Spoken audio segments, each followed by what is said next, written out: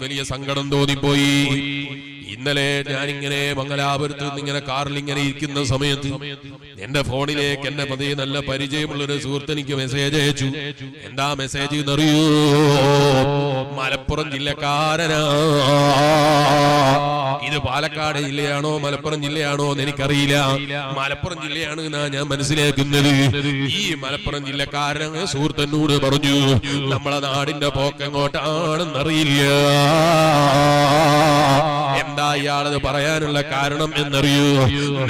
ഞാൻ കാസർഗോഡ് ജില്ലയിൽ വെച്ച് പ്രസംഗിക്കുമ്പോ ആ പ്രസംഗത്തിൽ ഞാൻ പറഞ്ഞു, അസ്തഗ്ഫിറുല്ലാഹ്, നമ്മളെ പെൺകുട്ടികളെ വഴി എങ്ങോട്ടാണെന്ന് മനസ്സിലാകുന്നില്ല.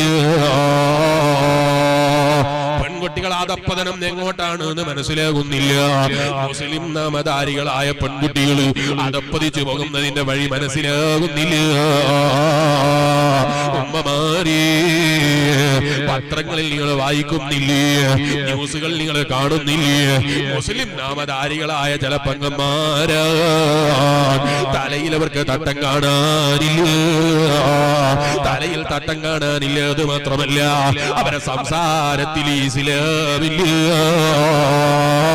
ഇസ്ലാമില്ല എന്ന് മാത്രമല്ല, പരിശുദ്ധമായ ദീനുൽ ഇസ്ലാമിനെ തെറ്റിദ്ധരിച്ച് അവരെ ദുനിയാവിന്റെ സുഖത്തിലങ്ങ് പെട്ടുപോയപ്പോ, ദുനിയാവിന്റെ ഭംഗിയിലങ്ങ് പെട്ടുപോയപ്പോ, അല്ലാഹ് നീ അവർക്കും ഹിദായത്തിന്റെ വെളിച്ചം തിരിച്ചു നൽകണം റഹ്മാനെ. ഒരു പെങ്ങന്മാരും ദുഷിച്ചു കാണാൻ ഞങ്ങൾക്ക് ആഗ്രഹമില്ല. ഒരു പെങ്ങന്മാരും മോശമാകണമെന്ന ചിന്തയില്ല. എന്റെ വയലുകൾക്കുന്ന പെങ്ങന്മാരെ, ഇസ്ലാമിൽ അടിയുറച്ച് വിശ്വസിച്ച് ജീവിക്കുന്ന ഏത് പെങ്ങളും ഈമാനോടെ ജീവിച്ച് ഈമാനോടെ മരിക്കണമെന്നല്ലാതെ ഒരു പ്രസംഗിക്കുന്ന മുസ്ലിയാരെ മനസ്സിൽ കടന്നു വരൂല്ല. പറയുന്നത് വെറുപ്പ് കൊണ്ടാണെന്ന് ധരിക്കരുത്, പറയുന്നത് ദേഷ്യം കൊണ്ടാണെന്ന് ധരിക്കരുത്. ടിവിയിലും ചാനലിലും മുസ്ലിമീങ്ങളായ നാമധാരികളായ ചില പെൺകുട്ടികൾ, എന്റെ ഉമ്മമാരെ, അവര് വന്നിട്ട് ഇസ്ലാമിനെതിരെ സംസാരിക്കുകയാണ്. ഇസ്ലാമിൽ നിന്ന് പുറത്തു പോകുന്ന വാക്കുകൾ പറയാണ്. ഇസ്ലാമിൽ നിന്ന് ഔട്ടായി പോകുന്ന വാക്കുകൾ പറയാണ്. അല്ലാഹ് നമ്മളെ മക്കളെ കാത്തു രക്ഷിക്കട്ടെ. തുടങ്ങിയത് എവിടെ നിന്നാണ് എന്നറിയോ? തലയിൽ ധരിച്ചിരുന്ന തട്ടമില്ലേ, ആ മക്കളെ നല്ല വൃത്തിയിൽ കുത്തുന്ന പെങ്ങള് ഒരു ദിവസം വീട്ടിൽ നിന്ന് പുറത്തേക്ക് പോകുമ്പോ ഉമ്മ പറയുന്ന, മോളെ നീ ചെറിയ പെൺകുട്ടിയല്ലേ, നീ അങ്ങനെ അത്ര ശ്രദ്ധിച്ചൊന്നും ജീവിക്കാനുള്ള സമയമായിട്ടില്ല. നിന്റെ മുടിയൊന്നും അല്പം കണ്ടാലൊന്നും സാരമില്ല, വിവാഹം കഴിയുന്നത് വരെയൊക്കെ നല്ല നിലക്ക് ജീവിച്ചോളൂ എന്ന് ഉപദേശിച്ചു കൊടുക്കുന്ന ചില വിവരദോഷികളായ ചിന്ത കുറഞ്ഞ ഉമ്മമാരില്ലേ. ആ പെങ്ങളെ മനസ്സിൽ അപ്പം തോന്നുകയാണ്, ഉമ്മയല്ലേ എനിക്ക് സർട്ടിഫിക്കറ്റ് തന്നത്, ഉമ്മാനെ ഭയപ്പെടണമെന്നല്ലേ ഉസ്താദ് വേദ പറഞ്ഞത്. മാതാപിതാക്കൾക്ക് നന്മ ചെയ്യണമെന്നല്ലേ ഉസ്താദുമാര് വേദ പറയാറുള്ളത്. ഉമ്മാന്റെ വാക്ക് തള്ളണ്ടെന്ന് വിചാരിച്ചിട്ട് മുഖയിൽ തലയിൽ ധരിച്ചിരിക്കുന്ന തട്ടമൊന്ന് പുതിയ മുടി കാണിക്കുന്ന വിധത്തിലാക്കിയതാ. അങ്ങനെ കോളേജിലേക്ക് ചെന്നപ്പോ ചെറുപ്പക്കാരന് തോന്നി, മുസ്ലിമായ ചെറുപ്പക്കാരന് തോന്നി, അല്ലാത്ത ചെറുപ്പക്കാരനും തോന്നി, ഇവൾ അത്ര ഈമാനോടെ ജീവിക്കുന്ന പെൺകുട്ടിയല്ല, ഇവളെ റെഡിയാക്കി എടുക്കാൻ വളരെ എളുപ്പത്തിൽ റെഡിയാണ്. ആ പെൺകുട്ടിയെ വളക്കാൻ, ആ പെൺകുട്ടിയെ ഹറാമിന്റെ വഴിയിലേക്ക് ക്ഷണിക്കാൻ, നിന്റെ പെൺകുട്ടിയെ അധപ്പതനത്തിന്റെ വഴിയിലേക്ക് തുറന്നു കൊടുക്കാൻ നിന്റെ ഒരൊറ്റ വാക്ക് കാരണമായി പോയി ഉമ്മ. നമ്മളെ വാക്ക് കാരണമായി പോയി ഉമ്മ. അപ്പൊ ഈ പെൺകുട്ടി അതാ തലയിലെ മുടിയും കാണിച്ച് മുന്നോട്ടേക്ക് വരാൻ തുടങ്ങി. പിന്നെ തലയിലെ മുടി കാണിക്കുന്നതിന് മടിയില്ല. അങ്ങനെയാണല്ലോ മനുഷ്യന്റെ മനസ്സിൽ അല്ലാഹു തആല ഈമാനിന്റെ വെളിച്ചം കൊടുക്കും. ഈമാനിന്റെ വെളിച്ചം കൊടുക്കുമെന്ന് മാത്രമല്ല, ഞാനിപ്പോ വിശദമായി കിടക്കുന്നില്ല. തെറ്റ് ചെയ്യുമ്പോ ആദ്യം മനുഷ്യനൊരു ഹയാദ് അല്ലാഹു തആല നൽകും. ആദ്യത്തെ അതേ നിമിഷങ്ങളിൽ മലക്കുകൾ അവന് ഉപദേശം നൽകും, ചെയ്യല്ല മോനെ. ആ തെറ്റ് ആവർത്തിച്ചങ്ങ് ചെയ്യുമ്പോ അവന്റെ മനസ്സിൽ നിന്നത് പൂർണ്ണമായി ഊരിപ്പോകാം. അവന്റെ തെറ്റിന്റെ ആവർത്തനങ്ങൾ കാരണമായി പോയി. റബ്ബ് നമ്മളെ കാത്തുരക്ഷിക്കട്ടെ. കോളേജിൽ പോകുമ്പോ ഈ പെൺകുട്ടിക്ക് തോന്നി ഒന്ന് മുടിയും കാണിച്ചു പോകാം. അപ്പൊ കോളേജിൽ പോയി വന്നപ്പോ കോളേജിൽ മുടിയും കാണിച്ചു പോയപ്പോ അവിടെയുള്ള കൂട്ടുകാരൊക്കെ പ്രതികരണം കണ്ടപ്പോ ഈ പെൺകുട്ടിക്ക് തോന്നി ഇൻസ്റ്റാഗ്രാമിൽ ഒന്ന് മുടിയും കാണിച്ചു ഒരു ഫോട്ടോ ഇട്ട് എത്ര ലൈക്ക് കിട്ടുമെന്ന് നോക്കാം അല്ലെ. അപ്പോഴാണ് ഇൻസ്റ്റാഗ്രാമിൽ ഒരു ഫോട്ടോ ഇട്ട് നോക്കുന്നത്. അപ്പൊ കുറെ ആളെ ലൈക്ക്, കുറെ ആളെ മെസ്സേജ്, മാഷാ അല്ലാഹ് വല്ലാത്ത സന്തോഷം കിട്ടിയില്ലേ പെൺകുട്ടിക്ക്. ഉമ്മ അറിയില്ല, ഉമ്മാക്ക് ഇൻസ്റ്റാഗ്രാം എന്താണെന്നറിയില്ല, എന്താ ഫേസ്ബുക്ക് എന്നറിയില്ല, എന്താ ടിക്ടോക്ക് എന്നറിയില്ല. മുസ്ലിയാരെ ചായക്ക് കൂട്ടുന്ന കടിയാണോ എന്ന് ചോദിക്കണ്ട, നമുക്കറിയില്ല എന്നുള്ളത് സത്യമാണ്. പക്ഷെ ഇതിന് കാരണം എവിടെയാണ് എന്നറിയോ? ആ മക്കള് നല്ല തലപ്പാവ് ധരിച്ചിട്ട് അല്ലെങ്കിൽ മക്കള് നല്ല തലമറിച്ചിട്ട് മദ്രസയിലെ ഉസ്താദ് പഠിപ്പിച്ച ആ ഭയത്തോടെ ജീവിക്കുമ്പോ നമ്മളൊരു വാക്കുകൊണ്ട് ആ പങ്ങളുടെ അല്ലെങ്കിൽ നിങ്ങളെ മകളുടെ ഈമാൻ ഊരിപ്പോകുന്ന വിധത്തിലേക്ക് നയിക്കുന്നതിന് ആ ഒരൊറ്റ വാക്ക് കാരണമായി പോയി. അങ്ങനെ ഇൻസ്റ്റാഗ്രാമിൽ സംസാരിച്ചു തുടങ്ങി, പിന്നെ ചാറ്റ് ചെയ്യാൻ തുടങ്ങി. പിന്നെ അതൊരു തെറ്റായി തോന്നാറില്ല. പിന്നെ ഏത് മുസ്ലിം ആകട്ടെ മുസ്ലിം ആകട്ടെ, ഏത് മതക്കാരനാകട്ടെ, ഏത് ജാതിക്കാരനാകട്ടെ, കള്ള് കുടിച്ചവനാകട്ടെ കുടിക്കാത്തവനാകട്ടെ, കുടിച്ചവനോട് സംസാരിച്ചാൽ എന്താ സംഭവിക്കല്, കുടിക്കാത്തവനോട് സംസാരിച്ചാൽ എന്താ സംഭവിക്കല്, മതമുള്ളവനോട് കൂടെ നടന്നാൽ എന്താ സംഭവിക്കല്, മതമില്ലാത്തവന്റെ കൂടെ നടന്നാൽ എന്താ സംഭവിക്കല്, ഏത് അലവലാതിയുടെ കൂടെ നടന്നാലും എനിക്കൊന്നും പറ്റൂല എന്നുള്ള അഹങ്കാരത്തിലേക്ക് നിന്റെ മകൾ അതപ്പതിച്ചു പോയില്ലേ? തുറന്നു കൊടുത്തതാരാ? ഉമ്മാ നീയായി പോയി. പിന്നെ വിരല് കടിച്ചിട്ട് കാര്യമുണ്ടോ? അസ്തഗ്ഫിറുല്ലാഹ്. ഈ ചെറുപ്പക്കാരൻ പറയാണ്, ഇങ്ങനെ ഹറാമിന്റെ വഴികൾ ഒരുപാടുണ്ട്. അങ്ങനെ ഞാൻ മെനഞ്ഞാന്ന് കാസർഗോഡിൽ നിന്ന് പ്രസംഗിക്കുമ്പോ പറഞ്ഞു, അസ്തഗ്ഫിറുല്ലാഹൽ അലീം. ഇന്റർനെറ്റിൽ കയറി, അതുപോലെ മറ്റു മേഖലകളിൽ കയറിയിട്ട് ഉസ്താദുമാരെ നമ്പർ സംഘടിപ്പിച്ച്, അതേ സയ്യിദന്മാരെ നമ്പർ സംഘടിപ്പിച്ച്, അതുപോലെയുള്ള ആളുകളെ നമ്പർ സംഘടിപ്പിച്ച് വാട്സപ്പിൽ മെസ്സേജ് ചെയ്യാൻ നടക്കുന്ന ചില പങ്കന്മാരില്ലേ, അതുപോലെ ചില ഉസ്താദുമാരെ പിന്നാലെ നടക്കുന്ന ചില പങ്കന്മാരില്ലേ, പോരാ നാട്ടിൽ നടക്കുന്ന ചെറുപ്പക്കാരെ പിന്നാലെ നടക്കുന്ന ചില ചെറുപ്പക്കാരികളില്ലേ. ഇതിനെക്കുറിച്ച് ഞാൻ മെനഞ്ഞാന്ന് വളരെ ശക്തമായി പറഞ്ഞപ്പോ എന്നോടൊരു ചെറുപ്പക്കാരൻ പറയാണ്, എത്രത്തോളം നമ്മുടെ നാടുകളിലെ ചെറുപ്പക്കാരികൾ അതപ്പതിച്ചു പോയി എന്നറിയോ? നമ്മളെ ചെറുപ്പക്കാര് പിറകോട്ട് പോയി എന്നറിയോ? പണ്ട് കാലത്ത് സ്കൂളിൽ പഠിക്കുന്ന കാലത്ത്, കോളേജിൽ പഠിക്കുന്ന കാലത്ത്, ഒരു 10 വർഷം മുമ്പ് 15 വർഷം മുമ്പ് ഇന്നത്തെ പോലെ സോഷ്യൽ മീഡിയയുടെ ഉപയോഗം വേണ്ടതുപോലെ ഇല്ലാത്ത കാലമാണ്. അതുകൊണ്ട് ഇന്നത്തെ പോലെ ഹറാമ് പരന്നു കിടക്കാത്ത കാലമാണ്. ഇന്നത്തെ പോലെ ഹറാമ് ചെയ്യുന്ന കാലമല്ല. ഇന്നത്തെ പോലെ അന്യ പെണ്ണുമായുള്ള ബന്ധങ്ങൾക്ക് കൂടുതൽ വഴിയൊരുക്കുന്ന കാലമല്ല. അങ്ങനെയുള്ള കാലഘട്ടത്തിൽ ജീവിച്ചിരുന്ന ചില ചെറുപ്പക്കാര് ഇപ്പോഴുള്ള ചില ചെറുപ്പക്കാരായ കുട്ടികളെ കാണുമ്പോൾ ഇങ്ങനെ തോന്നുകയാണ്, ഞങ്ങൾക്ക് അതിനൊന്നും സാധിച്ചില്ല. ഞങ്ങൾ മദ്രസയിൽ പഠിക്കുന്ന കാലത്ത് ഇൻസ്റ്റാഗ്രാം ഇല്ലാതെ പോയല്ലോ, ഞങ്ങൾ പഠിക്കുന്ന കാലത്ത് വാട്സപ്പ് ഇല്ലാതെ പോയല്ലോ, ഞങ്ങൾ പഠിക്കുന്ന കാലത്ത് ഫേസ്ബുക്ക് ഇല്ലാതെ പോയല്ലോ. അന്നെങ്ങാനും അതുണ്ടായിരുന്നെങ്കിൽ അപ്പൻകുട്ടിയെ എനിക്ക് കയ്യിലാക്കാമായിരുന്നു, അവളെ എനിക്ക് കെട്ടാമായിരുന്നു, അവളെ എനിക്ക് കയ്യിലാക്കാമായിരുന്നു, അവളെ ബാപ്പാക്കെതിരെ സംസാരിപ്പിക്കാമായിരുന്നു. ഈ ചിന്ത ഇങ്ങനെ ഓടി വന്ന അവസാനം അവൻ എത്തിയത് എവിടെയാണെന്നറിയോ? എങ്ങനെയുണ്ടൊരു അലുമിനി വിളിക്കാൻ?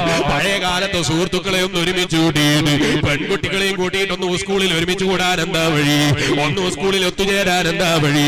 ഏത് മനുഷ്യനും ആഗ്രഹിക്കുമല്ലോ കുട്ടിക്കാലത്ത് കണ്ട ഇക്കാക്കാനെ ഒന്ന് കാണണം, കൂടെ പഠിച്ചവരെ ഒന്ന് കാണണം, കൂടെ ഒന്നിച്ച് ബെഞ്ചിലിരുന്നവരെ ഒന്ന് കാണണം. ഇതിന്റെ പേരിൽ അലുമിനി വിളിച്ചിട്ട് പെൺകുട്ടികളെ നമ്പർ കൈമാറുന്ന വിധത്തിലേക്ക് നമ്മുടെ നാടുകളിലെ ചെറുപ്പക്കാർ അതപ്പതിച്ചുപോയി. വിദേശ രാജ്യത്ത് സമാധാനത്തോടെ ജോലിയെടുക്കാൻ കഴിയുന്നില്ല, വിദേശ രാജ്യത്ത് സമാധാനത്തോടെ ജോലിക്ക് പോകാൻ കഴിയുന്നില്ല. കാരണം ഇത്തരം കാര്യങ്ങൾ പറഞ്ഞിട്ട് പെൺകുട്ടികൾ അതേ ഞങ്ങളെ വിടുമോ? ഭർത്താക്കന്മാരെ വിളിച്ച് ചോദിക്കുകയാണ്, എന്റെ കൂടെ പഠിച്ച പെൺകുട്ടികൾ ഉണ്ടാകും, എന്റെ കൂടെ പഠിച്ചവരുണ്ടാകും, അതേ ആൺകുട്ടികളും ഉണ്ടാകും. സ്കൂളിൽ ഒരു ആഘോഷമാണ്, ഞാൻ പോയില്ലെങ്കിൽ ഞാൻ മാത്രം ഒറ്റപ്പെട്ടു പോകുമെന്ന് പറഞ്ഞ് ഭാര്യമാര് വിളിച്ച് ചോദിച്ചാൽ എന്ത് പറയണമെന്നറിയുന്നില്ല. പോകണ്ടെന്ന് പറഞ്ഞാലോ ഭാര്യക്ക് വെറുപ്പ് പിടിച്ചു പോയി. എന്റെ കൂടെ പഠിച്ച പെൺകുട്ടികളല്ലേ എവിടെയുള്ളത്, ഞാൻ ആൺകുട്ടികളോട് സംസാരിക്കാൻ പോകുന്നില്ലല്ലോ. ആ പെങ്ങളെ നീയത്ത് വളരെ ശരിയാണ് കേട്ടോ. ആ പെങ്ങള് ചിന്തിച്ചത് കൂടെ പഠിച്ച ആൺകുട്ടികളെ പരിചയപ്പെടാനല്ല, പെൺകുട്ടികളെ പരിചയപ്പെടാനാണ്. അവിടെ എത്തിയപ്പോഴാ മനസ്സിലായത് അവിടെ ഒരു വാട്സപ്പ് ഗ്രൂപ്പ് ഉണ്ട്, അലുമിനിയുടെ പേരിൽ ഒരു വാട്സപ്പ് ഗ്രൂപ്പ് ഉണ്ട്. ആ ഗ്രൂപ്പിൽ ഒരുപാട് ആളുകളുണ്ട്. അതിലേക്ക് നിന്നെയും ചേർക്കട്ടെ എന്നാ ചോദ്യം. അപ്പൊ എന്താ മറുപടി പറയേണ്ടത്? കൂടെ പഠിച്ച ആളുകളല്ലേ ചേർക്കാന്നല്ല, അതെന്ത് പറയാനാ? കാരണം ഇപ്പൊ കോളേജിൽ നിന്ന് ഇറങ്ങി വരുന്ന കുട്ടികളൊക്കെ കയ്യും പിടിച്ചല്ലേ ഇറങ്ങി വരുന്നത്. ഉപ്പാന്റെ വേറെ ഭാര്യന്റെ മക്കളാണ് എന്ന് തോന്നിപ്പോകും, അല്ലെങ്കിൽ ഉപ്പാന്റെ വേറെ വലിയ ഭാര്യയിലുണ്ടായ മക്കളാണ് എന്ന് തോന്നിപ്പോകും. നാട്ടിലുള്ള എല്ലാവരും ഇവന്റെ പെങ്ങള് തന്നെ. കോളേജിൽ പഠിക്കുന്ന പെൺകുട്ടികളെ കയ്യും പിടിച്ചിട്ട് ഇറങ്ങി വരുന്നതിന് മടിയില്ലാത്ത ചെറുപ്പക്കാരായ കുട്ടികളെ കണ്ട് ഇവന്റെ മനസ്സിൽ തോന്നുകയാണ് എന്റെ കൂടെ പഠിച്ചവരും അങ്ങനെ തന്നെയല്ലേ. നമ്പർ കിട്ടുമ്പോഴേക്ക് എന്ത് സംഭവിക്കാനാ? ഒറ്റപ്പെട്ട ഏതെങ്കിലും മോശമായ ചിന്തക്കാരുണ്ടാകാം. അതേ സ്ഥാനത്ത് നല്ല ചിന്തയോടെയാണ് അലുമിനി വിളിച്ചത്. അവസാനം സംഭവിച്ചതറിയോ? അല്ലെങ്കിൽ സംഭവിക്കുന്നതറിയോ?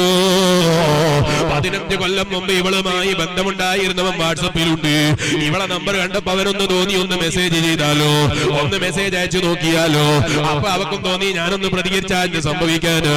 അവന്റെ കൂടെ 2 കൊല്ലം സ്വറ പറഞ്ഞ് കാലം കഴിച്ചു കൂട്ടിയതില്ലേ ഞാൻ. ഭർത്താവില്ലാത്ത സമയത്ത് ഒരു നേരം പോക്കാകട്ടെ, ഒരു സമയം പോക്കാകട്ടെ.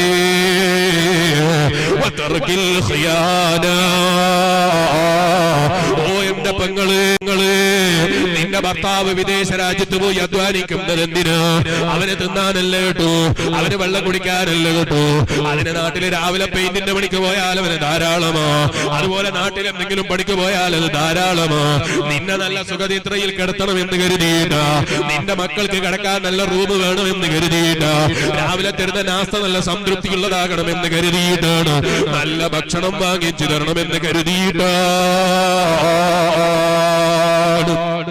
നിന്റെ ആവശ്യത്തിന് വേണ്ടി വിദേശ രാജ്യത്ത് അധ്വാനിക്കുന്ന ഭർത്താവിനോട് നീ വഞ്ചന ചെയ്താൽ മഹാനായ മുആദ് ഇബ്നു ജബൽ റളിയല്ലാഹു അൻഹുവിനോട് അല്ലാഹുവിന്റെ ഹബീബായ നബി സല്ലല്ലാഹു അലൈഹി വസല്ലം ഉപദേശം വതറകിൽ ഖിയാന, വഞ്ചന കൈയൊഴിച്ച് ജീവിക്കണേ പെങ്ങളെ.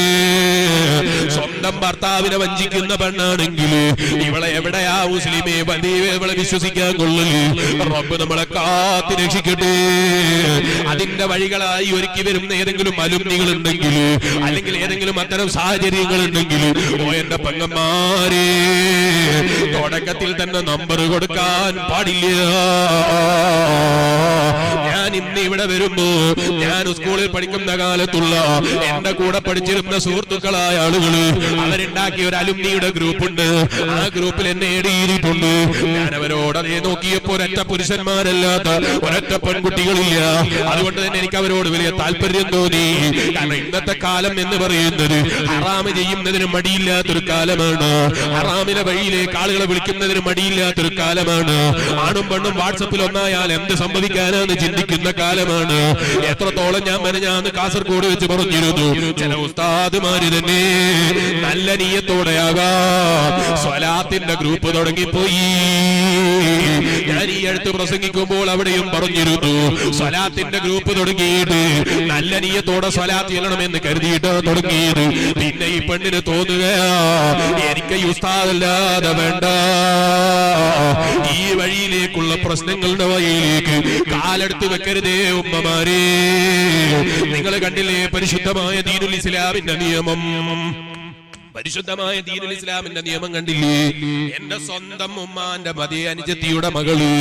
ആരെ മകള് എന്നാ ഞാൻ പറഞ്ഞത്? എന്റെ സ്വന്തം ഉമ്മാന്റെ അനുജത്തിയുടെ മകള്. എന്റെ ഉമ്മാന്റെ രക്തവും എന്റെ ഉമ്മയുടെ അനുജത്തിയുടെ രക്തവും ഒരേ ഉമ്മയിൽ നിന്നും ഒരേ ബാപ്പയിൽ നിന്നുമുള്ളവരാണ്. അവരിൽ നിന്ന് നിങ്ങൾ ആലോചിക്കണം, അവരെ മകള്, ആ ഉമ്മാന്റെ അനുജത്തിയുടെ മകള്, അവളെ എനിക്ക് കാണാൻ പറ്റൂല, അവളെ എനിക്ക് തൊടാൻ പറ്റൂല. ആ ഉമ്മാന്റെ പ്രിയപ്പെട്ട ആങ്ങള എന്റെ കാരണവർ എന്ന് പറയും ഞങ്ങളെ നാട്ടില്. നിങ്ങളെ നാട്ടിൽ എന്താ പറയലെന്ന് എനിക്കറിയില്ല. അതേ ഉമ്മ അമ്മാവൻ എന്ന് പറയും ചില നാട്ടുകാര്. ആ അമ്മാവൻ എന്റെ ഉമ്മയുടെ പേര അനുജനാണ്, ജേട്ടനാണ്. അവർക്കുണ്ടായ പെൺകുട്ടികളെ എനിക്ക് തൊടാൻ പറ്റൂല, എനിക്ക് കാണാൻ പറ്റൂല. അല്ല മുസ്ലിയാരെ, ഇസ്ലാം എന്തിനായി ഇത്ര കടുപ്പമാക്കുന്നത്? അതേ ഹറാമിന്റെ വഴികളും മുഴുവനും അടച്ചു കളയുകയാണ് ഇസ്ലാം. അവളെ കാണേണ്ട ആവശ്യം നിനക്കില്ലല്ലോ, അവളെ തൊടേണ്ട ആവശ്യം നിനക്കില്ലല്ലോ. നിനക്ക് നിന്റെ പങ്കളില്ലേ, നിന്റെ ഭാര്യയില്ലേ, നിന്റെ സ്വന്തം ഉമ്മാന്റെ അനുജത്തിയുടെ മകളെ കാണാനോ തൊടാനോ ഇസ്ലാം അനുവദിച്ചില്ല. ഹറാമ് സംഭവിച്ചിട്ട് പിന്നെ പറഞ്ഞിട്ട് കാര്യമില്ലല്ലോ. ഇസ്ലാം ഇത്ര കടുപ്പെന്തിനാന്ന് ചിന്തിക്കണ്ട. ചിലപ്പം തോന്നാറുണ്ട് ഇസ്ലാം ഒന്നും കൂടി കടുപ്പമാകണമായിരുന്നു. അതുകൊണ്ടല്ലേ നിങ്ങൾ കഴിഞ്ഞ ആഴ്ച പത്രത്തിൽ വായിച്ചില്ലേ, ഹോസ്റ്റലിൽ പഠിക്കുന്ന ഒരു പെൺകുട്ടി, ആ പെൺകുട്ടി നാട്ടിലേക്ക് പോകുന്നില്ല. ഹോസ്റ്റലിൽ പഠിക്കുന്ന ഒരു പെൺകുട്ടി നാട്ടിലേക്ക് പോകുന്നില്ല. രണ്ട് പെൺകുട്ടികളോട് വിളിച്ചിട്ട് അതേ ചോദിച്ചു, എന്താ നിങ്ങൾ നാട്ടിലേക്ക് പോകാത്തത്? അത് ഈ പെൺകുട്ടികളെ മറുപടി കേട്ടോ, നിങ്ങൾ വീട്ടിൽ പോയാൽ അച്ഛൻ വ്യഭിചരിക്കൂന്നാ പറയുന്നത്, അച്ഛൻ ബലാത്സംഗം ചെയ്യൂന്നാ പറയുന്നത്. ഇസ്ലാം ശരിക്കും സ്വന്തം ബാപ്പനെ കാണരുത് എന്ന് പറയുമായിരുന്നു, നിർവാഹമില്ലല്ലോ. അതുകൊണ്ടാ ഇസ്ലാം അത്ര കർശനമായി പറഞ്ഞത്. സ്വന്തം ഉമ്മാന്റെ അനുജത്തിയുടെ മകളെ നീ നോക്കാൻ പാടില്ല, സ്വന്തം ഉമ്മാന്റെ അനുജത്തിയുടെ മകനെ കാണാൻ പാടില്ല, തൊടാൻ പാടില്ല. ഇത് മുസ്ലിയാര് വേല പറഞ്ഞാൽ മുസ്ലിയാര് പയഞ്ചനായി പോയല്ലേ, മുസ്ലിയാര് ഉലകം തിരിയാത്തവനായി പോയല്ലേ. അതാ ഞാൻ പറയൂ, സ്വന്തം അച്ഛൻ പെൺകുട്ടികളെ വ്യഭിചരിക്കുന്ന കാലം, സ്വന്തം അച്ഛൻ സ്വന്തം പെൺകുട്ടികളെ പോയി ബലാത്സംഗം ചെയ്യുന്നതിന് മടിയില്ലാത്ത കാലമാ മുസ്ലിമേ. ഈ കാലം മുഴുവനും കണ്ടിട്ടാ അല്ലാഹുവിന്റെ ഹബീബ് അഷ്റഫുൽ ഖൽഖ് മുഹമ്മദുർ റസൂലുള്ളാഹി സ്വല്ലല്ലാഹു അലൈഹി വസല്ലം തങ്ങൾ ഇസ്ലാമിന്റെ നിയമം പറയുന്നു വളരെ കർശനമായി അങ്ങ് പഠിപ്പിച്ചത്. എനിക്ക് ഓർമ്മ വന്നപ്പോൾ പറഞ്ഞു എന്ന് മാത്രം. എന്റെ വയല് കേൾക്കുന്ന ഉമ്മമാരെ, എന്റെ വയല് കേൾക്കുന്ന പെങ്ങന്മാരെ, അലുമിനിയുടെ ഗ്രൂപ്പുകൾ വേണ്ടാന്നല്ല, പുരുഷന്മാര് മാത്രമുള്ള ഗ്രൂപ്പ് ഉണ്ടാക്കിക്കോളി, വേണ്ടാന്ന് ഞാൻ പറയുന്നില്ല.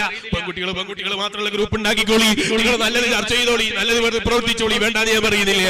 അതേ സ്ഥാനത്ത് അന്യ പുരുഷന്മാരും സ്ത്രീകളും ഇടകലരുന്ന അത്തരം ഗ്രൂപ്പുകൾ ഉണ്ടാക്കിയിട്ട് നമ്മളെ പെൺകുട്ടികൾ അതപ്പതിച്ചു പോകുന്ന വഴികൾ തുറന്നു കൊടുക്കരുത് എന്നാണ് ഞാൻ പറഞ്ഞത്.